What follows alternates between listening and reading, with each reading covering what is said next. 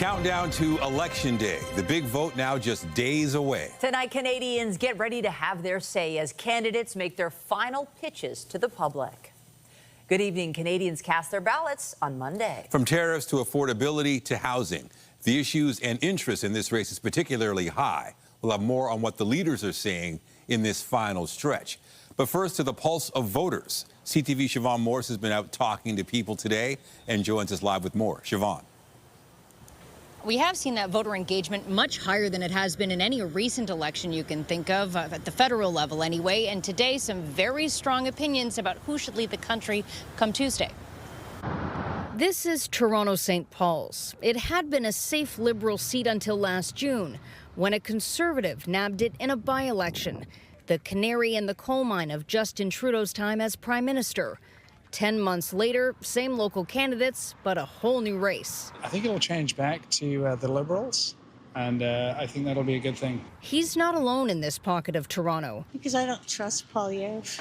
A leader too Trumpy for her liking. Giving rights to people that have so much money, whereas the regular working people are having a hard time just getting by. It's that struggle motivating others to vote for their Conservative candidate. He stands for common sense. He stands for you and I. It seems the change at the top of the Liberal Party has earned them a second look from people who drifted away. I wasn't sure for whom to vote when Trudeau was in power, and I don't know. But now I have my leader.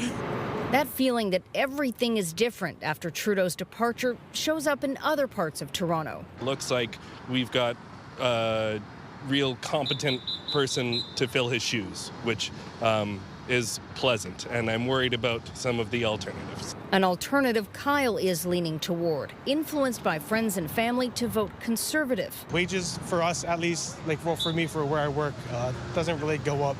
And the cost of living and housing for us, and especially within the Indigenous community, is a big problem. Some voters have already cast their ballots for the candidate that ticks their boxes. Balance, smarts, experience, not telling lies. You can vote on Monday from 9:30 a.m. to 9:30 p.m.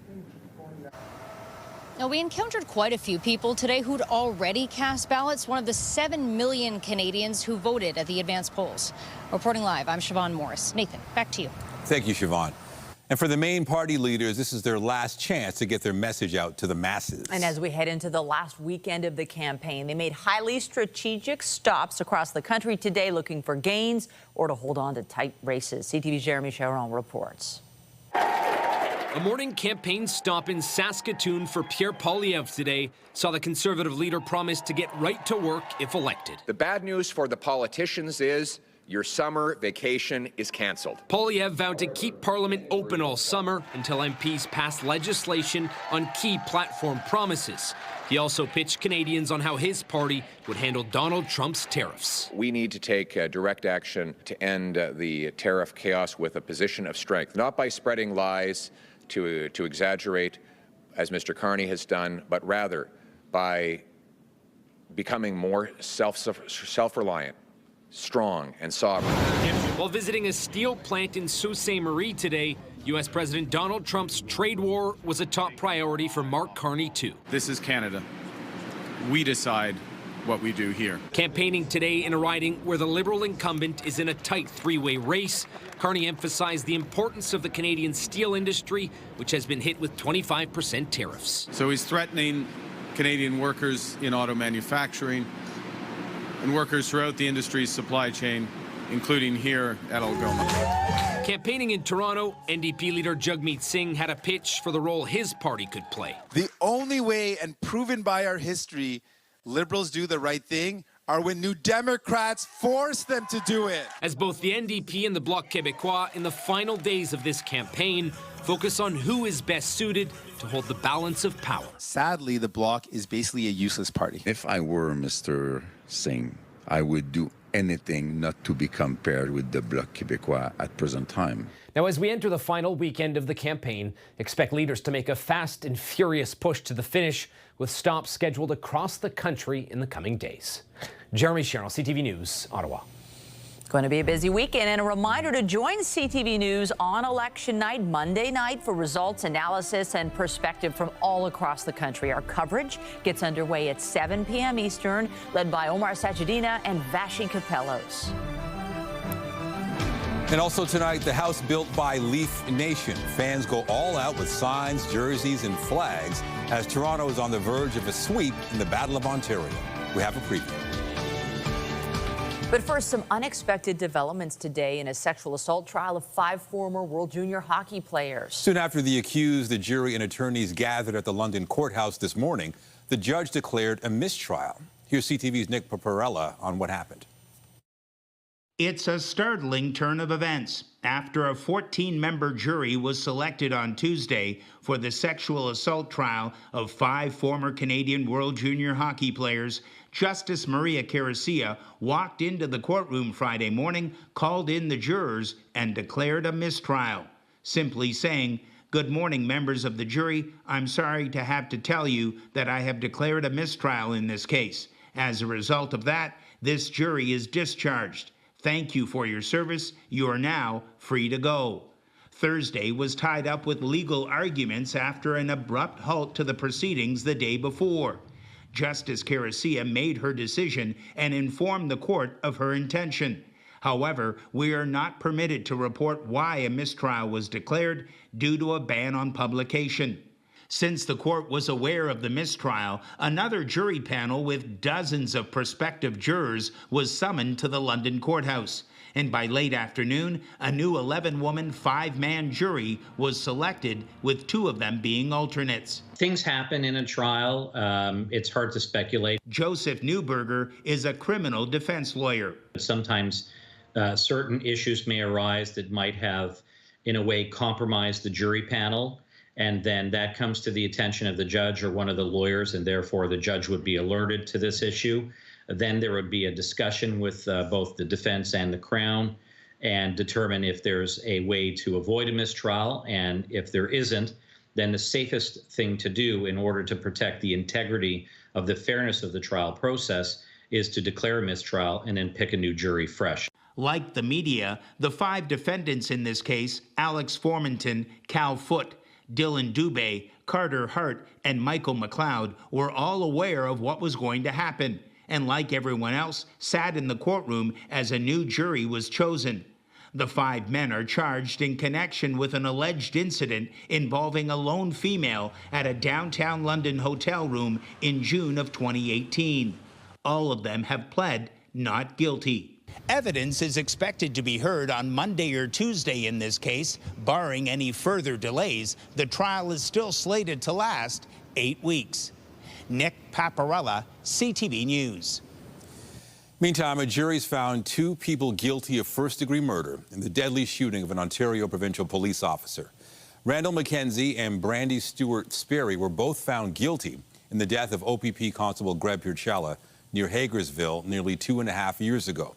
Pierre was fatally shot while he responded to what seemed to be a routine call about a vehicle in a ditch. He was 28 years old and had just learned that morning he had successfully completed his probationary period with the OPP. The 2 accused were sentenced to life in prison with no chance of parole for 25 years. This has been an incredibly challenging period for Provincial Constable Greg Pierre's family, the members of the OPP, and their loved ones. Provincial Constable Pierre was a committed officer who served with courage and integrity. His loss continues to be felt by the entire policing community. We want to thank the jury who worked hard on behalf of this community to ensure that justice was done. We want to thank members of the Ontario Provincial Police and other police services who worked long and hard hours to ensure that, that an outstanding job was done on this case. We want to thank all members of the public who rendered assistance at the scene. Mostly, though, our thoughts are with Greg Pierre, his friends, his family, his colleagues. The impact on them is not lost on us. The jury handed down the verdict late last night after deliberating for about 6 hours following a 4-week trial. Despite hopes of saving its flagship stores, Hudson's Bay begins liquidating the remaining locations. Still ahead, shoppers scoring bargains while saying goodbye to a Canadian retail icon. But first, a look at the forecast. Here's a live look at the city. Conditions are comfortable tonight. Overall, the weekend's looking good. There is a chance of rain tomorrow, but then sunshine. Lindsay Morrison is here with a look at the current conditions. Hey, Lindsay. Hey, Nathan. And we do have that chance of rain maybe as early as this evening, although it looks as though many parts of the GTA once again are going to remain dry. That's been a bit of the pattern this week. Here's a look at the current satellite and radar. We are seeing wet weather in some parts of southern Ontario, especially around Muskoka, and then thunderstorms approaching extreme southwest Ontario, around Windsor, for example. We recently enjoyed a period of sunshine. Now we're starting to cloud over, but that sun allowed us to warm up. It is 17 degrees right now at Pearson Airport, surpassing our forecast daytime high for today. And it's still quite mild in cities like London and Windsor, another 20-degree day there. Winds still coming out of the east, a little bit stronger than they've been the last couple of days. Waking up tomorrow morning, potential for some wet weather. It's going to be a cool and cloudy day overall, but lots to look forward to on Sunday. We'll take you through the weekend forecast coming up. For now, Nathan, back to you. Thank you, Lindsay. You could say it's a sure sign the Hudson's Bay run as Canada's oldest retailer is coming to an end. Liquidation sale notices went up at the retailer's 6 remaining stores today, dashing hopes its financial future could be saved. CTV's John Musselman joins us live from the Bay's flagship location at Queen and Bay. John. Well, Michelle, the iconic department store is on its last legs. Today, people are trying to cash in on some of those liquidation sales. At the flagship store at Queen and Bay, shoppers were expressing mixed feelings, happy to be getting a deal on products. I got some clothes for my kids. Everything's 40% off, so it's actually a pretty good deal. I got bath towels for $16, and they're usually $50. But also a little sad to see this Canadian department store fading into history. It's very sad. Retail analysts say the liquidation is a sad day for the Bay, a company with more than 350 years of history behind it. They were in a channel, a department store channel, which is in decline. They couldn't create an affinity with millennials, who are the key shoppers now, and they stopped investing in the brand years ago, and it was on sort of just a descent. The Bay filed for creditor protection last month. It was hoping to find a buyer for 6 of its stores, including the downtown location, but nothing has come through. It's sad because it's a Canadian icon, and it's part of our culture. The closings will leave a lot of vacant retail space in prime locations right across this country. Analysts say malls and landlords will need to rethink how they use that space. I don't think they're going to have a hard time filling it. You know, in some of the A malls, like a Yorkdale or something of that nature, you might see landlords demolishing and putting in condominiums. They might divide up the space by level and have a different retailer, a smaller retailer by level. So it's going to be all over the map, depending on the location and how marketable the location is. Meanwhile, as the Bay begins to liquidate its remaining stores, a Superior Court judge gave the store permission to move forward with an auction sale of store artifacts, including the 355-year-old Royal Charter, which launched the company. Historians consider it one of the country's most significant archival documents. The Assembly of Manitoba Chiefs has raised concerns about an auction, asking for the sale of any items linked to the First Nations to be halted. And back at the store here in downtown Toronto, a lot of people we talked to today said they're happy to get those deals, but really they're quite upset to see that the store is probably gone. Reporting live, I'm John Musselman. I'll send it back to you. Thank you, John. One person is dead following an industrial accident in Mississauga. Emergency crews were called to the area of Kimball Street and Drew Road around 6:40 p.m. yesterday, following reports of a large explosion. The victim was pronounced dead on the scene. The Ontario Fire Marshal and the Ministry of Labour are investigating.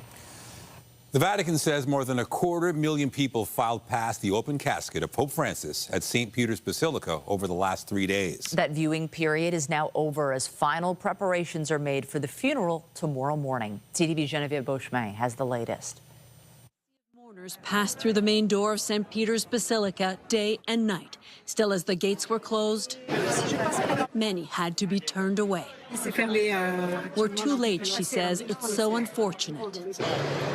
During an evening prayer service, the casket of Pope Francis was sealed.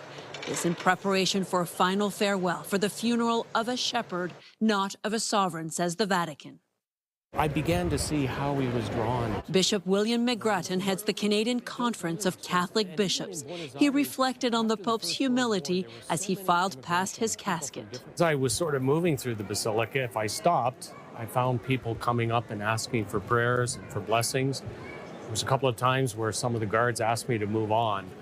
So I realized that people are drawn to this moment. They feel close to God and Pope Francis. The 149 cardinals present in Rome this morning held a meeting putting finishing touches on the day to come. Security has been stepped up. This ahead of the arrival of dignitaries, including political leaders from around the globe and royalty. Not far from the Vatican, an artist reflected on the guest list with a mural calling it a parade of hypocrisy. But some hope the funeral will unite people from around the world in a moment of reflection. St. Peter's is something profound. Toronto's Falguni Debnath says the Pope has a special place in her heart. She converted to Catholicism last year and flew to Rome for the funeral. The way he lived his life is a way that is almost out of fashion because he refused to be defined by polarities. Moving around the square will be next to impossible with so many people expected at the funeral. Geneviève Beauchemin, CTV News, Rome. And CTV will have special coverage of the funeral for Pope Francis tomorrow, hosted by Omar Sachedina. That begins at 3:30 in the morning on CTV, CTV News Channel, and streaming live on ctvnews.ca.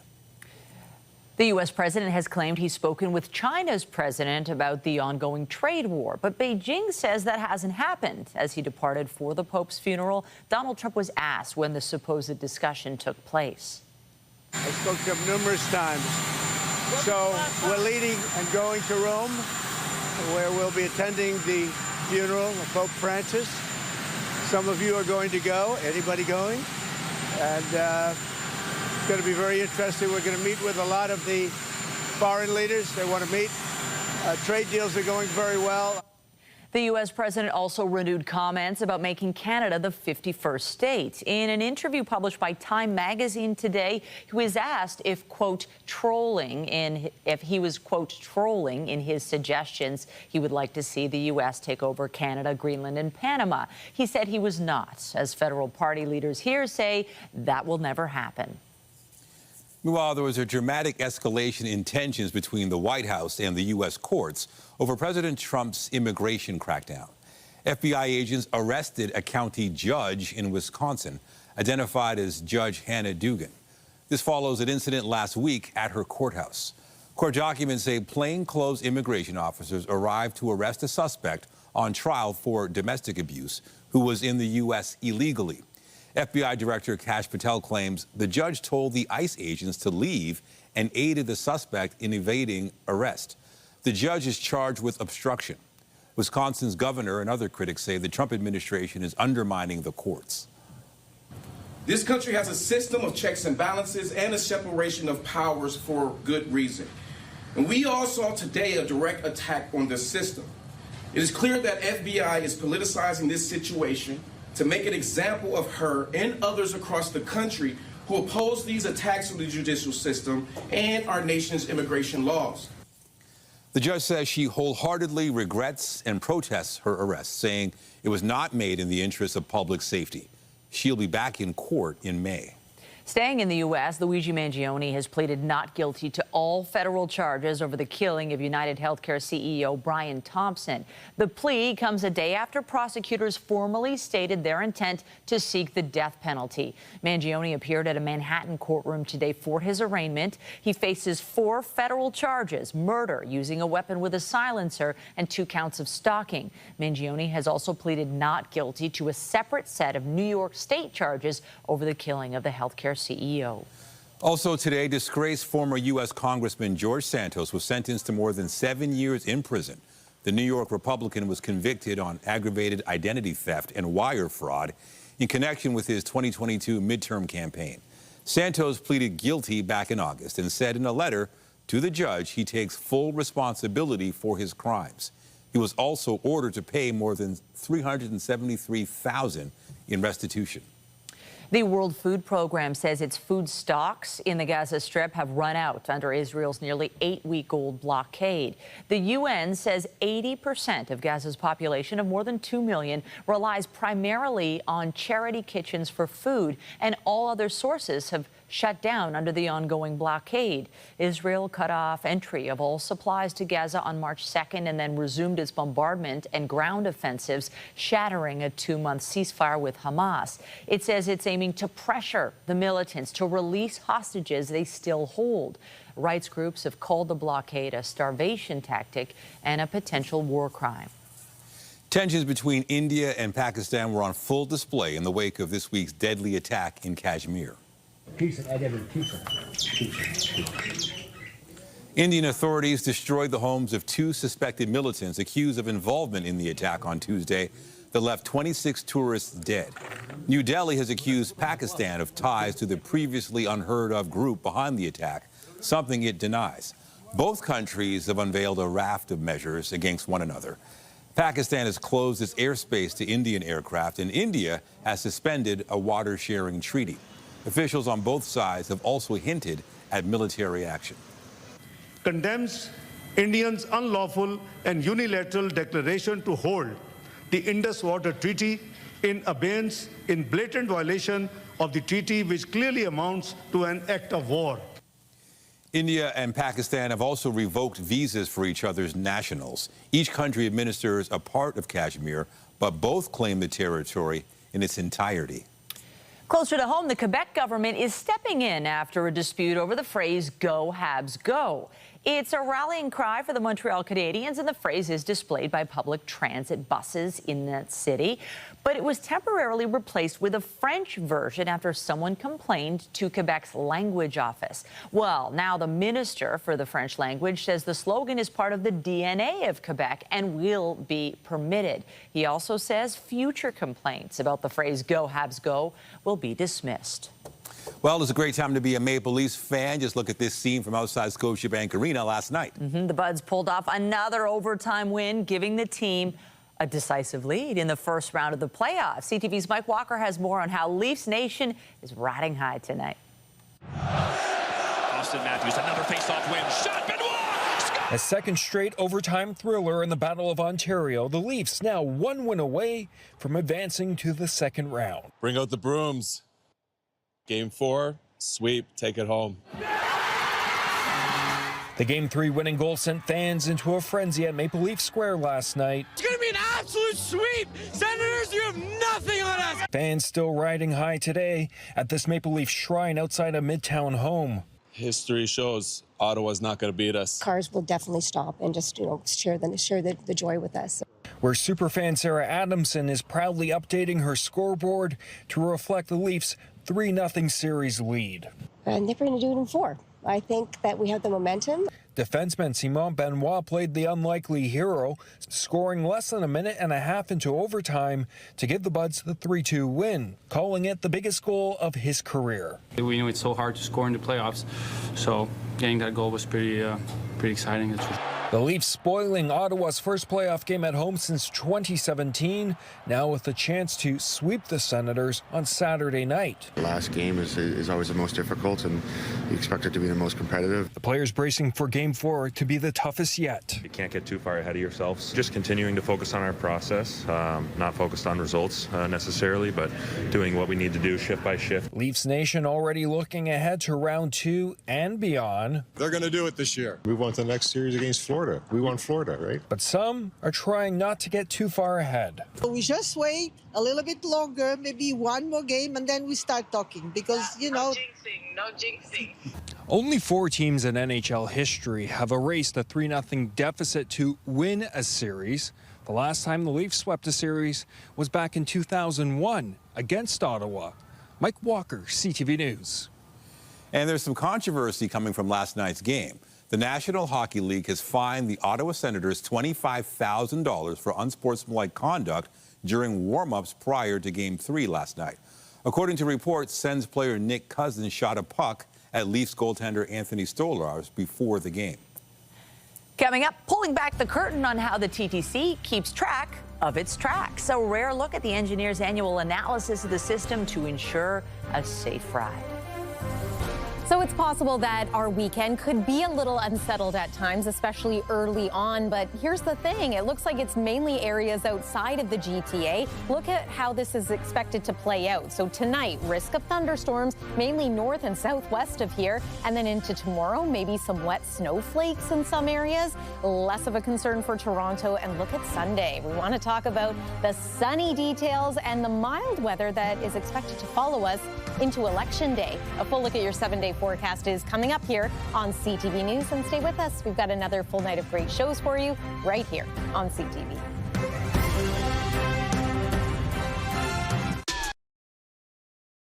We have a rare inside look tonight at how the TTC works to make sure its trains run safely and smoothly. Officials are about to begin a detailed inspection of the many kilometers of tracks that run through the city, tracks countless commuters rely on every day. CTV's Allison Hurst reports. This is the laser that projects the line over the rail. Installation of a laser underneath this rail car is underway. The track geometry measurement system, it's called, is used to survey all 141 kilometers of track on the TTC subway system for any defects that can be millimeters in size. This is the cameras that look at that rail that's illuminated to then produce a measured outline of the rail. A GPS on the front captures the location, and all the information is sent to a computer in the car for analysis. This is the operator's console, where we monitor the system to make sure it's performing properly and where we record the data and check the progress. If there's any defect found on the track, it can result in a restricted speed zone until it can be fixed. It doesn't mean it's unsafe. It's safe because of the restricted speed zone. It's one of 5 ways TTC engineers assess the track's wear and tear.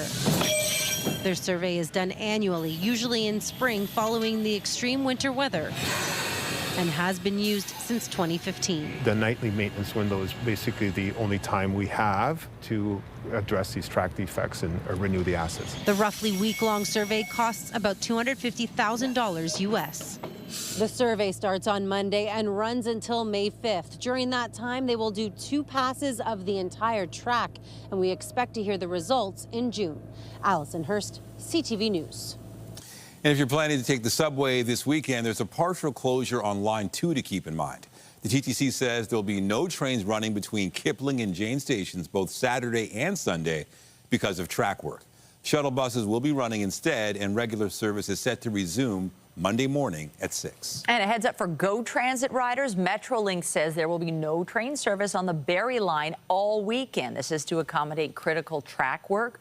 GO buses will replace trains at all stations except for Downsview and Union. Metrolink says the track work may lead to some Barrie line trips departing at different times on Monday and Tuesday as well. Also this weekend, Army Reserve personnel will be conducting convoy and supply operations training on roads between Toronto, North Bay and Burwash. There may be increased military traffic on highways, including the 400, 69 and 11. The Department of National Defense says the exercise is meant to ensure personnel are ready to respond to emergencies such as flooding and wildfires. And whatever your plans this weekend, it's always nice when the weather cooperates. And that happens, I feel like, a lot more as we head into, May, which is coming after this is the last weekend of April. Yeah, it just feels like we're getting a steady, just general improvement of the weather conditions, which is nice. Yeah, and I think temperatures are more consistently now where they should be, or slightly warmer. We're going to find ourselves pretty comfortable at times this weekend, with an exception. Heading into tomorrow, we're actually going to experience our warmest temperature in the morning, and then we'll feel a little bit cooler in the afternoon thanks to some changing winds. But there's lots to like when it comes to Sunday, and we're going to warm up again at times next week. Let's first, though, I want to take you high in the sky above High Park because, yeah, it is cherry blossom season, or just about. You might be able to see on the trees there. The blossoms are about to blossom. We're keeping an eye on this for you. Perhaps next week we will be at peak cherry blossom stage. And, you know, there's a few different parks that you can check out in Toronto, not just High Park, but Trinity Bellwoods, Woodbine Park. There are all kinds of places to get outside and enjoy this spectacular moment of spring here locally in the GTA. Let's talk temperatures. You know, we ended up overachieving late this afternoon as far as our high is concerned, climbing all the way to 18 degrees. It is still 17 right now. And then tonight we're going to fall to about 11. That's warmer than normal. Average overnight low at this point in April is 6 degrees. Starting off the day around 11, and then that temperature is actually going to tumble a bit as we make our way into the afternoon. By late afternoon, we're around 8 degrees. The reason for this, a very brisk northwest wind. You're going to feel it if you're outside tomorrow, gusting to around 60 kilometers per hour. So a temporary cool down followed by another surge of warmth as we make our way into the early part of next week. We'll talk about that in just a moment. Here's a current look at the satellite and radar. We've been watching some lightning make its way across the border into extreme southwest Ontario. And then there's been rain heavy at times north of Barrie in through Muskoka. A wider big picture look at this couple of disturbances here shows that, yes, this is going to continue to sweep eastward through the night tonight, and then the wraparound effect is going to impact some communities into tomorrow. There are rainfall warnings in place for parts of northern Ontario and Quebec. We're not going to see all that much here locally in Toronto unless we're able to maybe see a thunderstorm develop tonight. The chances of that happening have been becoming less and less. There's midnight tonight, around the time that a front is going to swing through, so just be mindful of that. Waking up tomorrow morning, maybe some scattered wet weather, but doesn't look like a sure thing by any means. Does appear to, though, be a mostly cloudy day. And then see that blue that you see there over toward Bancroft and again the Quebec border. Maybe some wet snowflakes at times tomorrow, and again some steadier rainfall in these parts of the province. Heading into Sunday, though, beautiful clearing. We are going to enjoy some sunshine and mild temperatures once again. So get outside and enjoy. 17 for the high. Election day, of course, is Monday. It looks like conditions are going to be quite fair. Mix of sun and cloud. Afternoon high of 18. And then warmer still into Tuesday with an afternoon high of 22 degrees. But keep the umbrella handy for that day. May officially arrives on Thursday. That's your look at the weather. Nathan and Michelle, over to you. Thank you, Lindsay. Also tonight, thousands could have it and not even know it. The risk of Lyme disease rises in warmer weather, and there are concerns inadequate testing could lead to misdiagnosis. We explain. Now more than ever, Canadians need to know where our leaders stand. Tariffs, job security, sovereignty, an election like never before. Now more than ever, CTV News delivers a Canadian voice with perspective that cuts through the clutter, focusing on the stories that affect us all, connecting you to Canada's most trusted news, wherever you are. CTV News, now more than ever. Rising temperatures gets us all outside, but that can raise the risk of contracting tick-borne illnesses. A southwestern Ontario woman is sharing her experience with Lyme disease, telling CTV's Scott Miller how it's changed her life. Michelle Lascherity wants everyone to know that Lyme disease is no joke. My day-to-day life is really unpredictable. And if I'm going to do something like simple like wash my hair, that's my activity for the day. I'm so exhausted that I can't do anything else. Lascherity contracted Lyme disease in 2011 during a hike along the Bruce Trail, but she wasn't diagnosed until 2015. She suffered from deep fatigue, chronic and intense pain with bouts of facial paralysis and hair loss ever since. When I got Lyme disease and it took so long to diagnose it, at that point it was already chronic. And then anything else that's out there that you can catch, I think I've got them. Compromised by Lyme disease, Lascherity caught COVID in 2020. She suffered 2 pulmonary embolisms and deals with long COVID symptoms now. In 2024, she was diagnosed with Forester's disease, which means her body overproduces calcium, causing painful bone spurs that pass into her nervous system and organs. I think Lyme disease, well, I know it weakens your immune system. And when that happens, it opens the door for other things. Nearly 1,900 Ontarians were diagnosed with Lyme disease in 2023, 84 of them ending up in hospital. That's a far cry from the 450 Ontarians diagnosed in 2015. Lascherity says there's much more publicity and education surrounding the tick-borne disease now than when she was diagnosed, but testing and treatment still have a long way to go. It's really hard to find a Lyme literate medical doctor. And once you find one, you then need treatment. And there's all kinds of controversy around testing. Testing in Canada tests for about 3 to 6 of the strains, and there's over 50 different strains of this bacteria. LaCharity recently spoke to the Probus Club of Grand Bend about her Lyme disease journey and how it's dramatically changed her life. She says she doesn't want anyone else to end up like her. Her life changed forever by one tick's bite. There are thousands and thousands of people, I believe, in Canada who have chronic Lyme disease but don't know they have it because they haven't had a proper diagnosis. And that means that they suffer or maybe have been misdiagnosed. Near Grand Bend, Scott Miller, CTV News. Grammy nominee Benson Boone is out with a new song.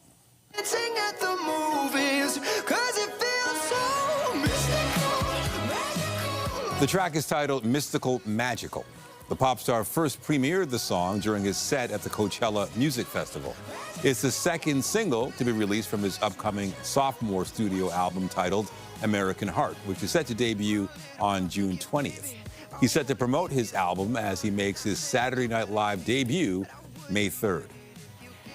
Actor London Brown is a multifaceted performer. The one-time educator is enjoying his 5th season on Power Book 3, Raising Canaan. CTV's Andrea Kay spoke to Brown about his journey to performing and his recent wave of success. Hey, Merry Christmas. No way. A chance meeting with a fan never gets old for multifaceted performer London Brown. His career has been on an uphill trajectory for years, but as a kid, he never thought this is where he would be. And you are? Marvin Thomas. Uncle Marvin. My mom's older brother. Be loyal and tough. Marvin. London Brown is enjoying his run as Marvin on Power Book 3, Raising Canaan. The actor wears a lot of hats. He was an educator. I worked in the after-school program, worked with the Boys and Girls Club, as well as I was a theater teacher. And so I was able to see the students during the day hours and then the after-school hours. And then on the weekends, I did a program, Hope for Kids. And so so with all these different programs, I don't know what the connection was with me and young people, but it's there, still there. But it was one of his teachers who opened his eyes to the possibility of being a performer. Initially, I wanted to be an animator. I thought that was my life, because I used to love to draw. I thought that was it. And then I stumbled across this thing called acting from a theater teacher who believed in me and said, hey, London, you should do this thing called acting. I didn't know I could act. From acting in theater, he landed his first TV series role in The Hustle. The first TV show was just learning the camera stuff. The second TV show, just getting my confidence up when I landed that. So I started to feel like, okay, maybe I belong here. The South Central LA native says each role has taught him more about the business. By the time I got to Ballers, I was ready to work. I'm playing opposite of Dwayne Johnson. His role on Ballers was only supposed to be for 2 episodes. It lasted 5 years. He's now an enforcer and co-star on Raising Canaan. This, too, is in its 5th season. White people wear clothes, black people wear outfits, totally different. He's also a comedian, and each opportunity has opened another door.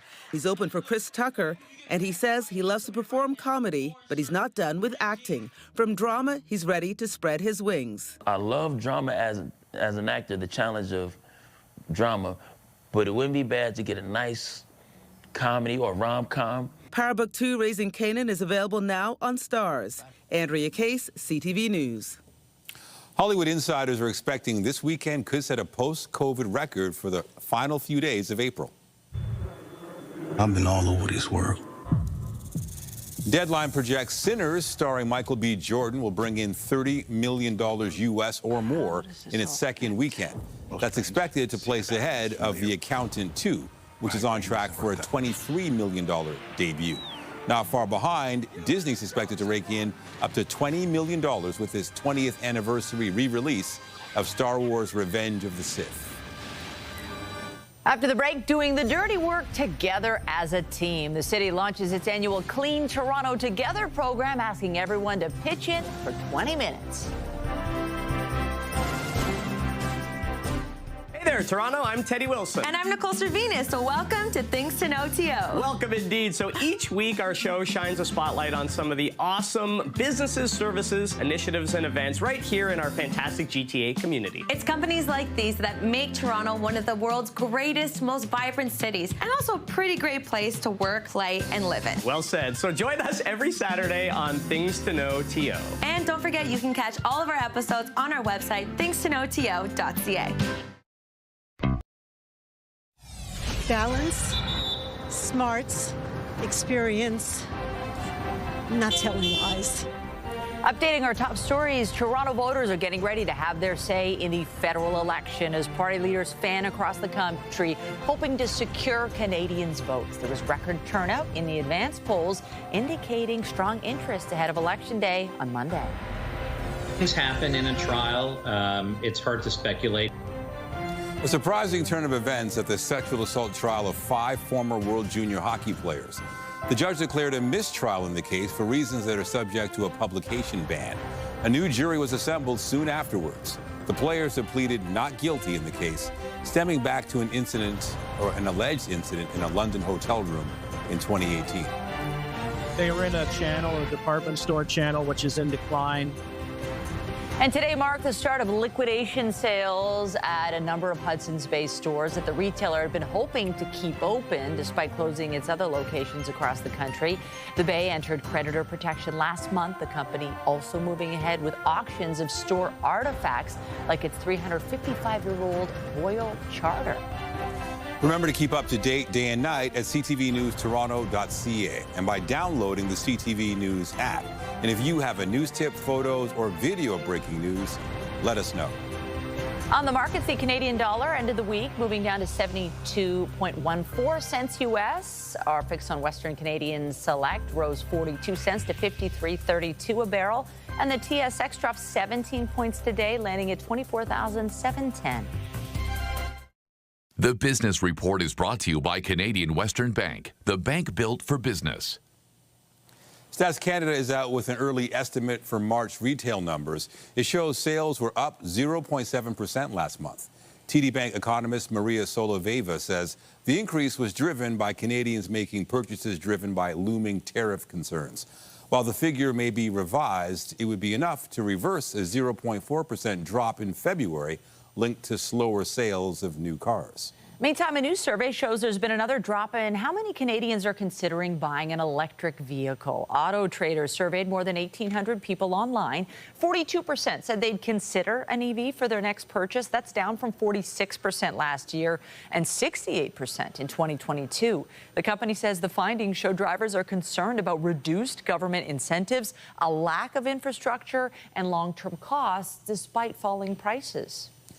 Residents and community groups are getting outside across the city to take part in the annual spring cleanup. The Clean Toronto Together initiative is now in its 20th year. It's billed as an effort to tackle some of the litter that built up over the winter season.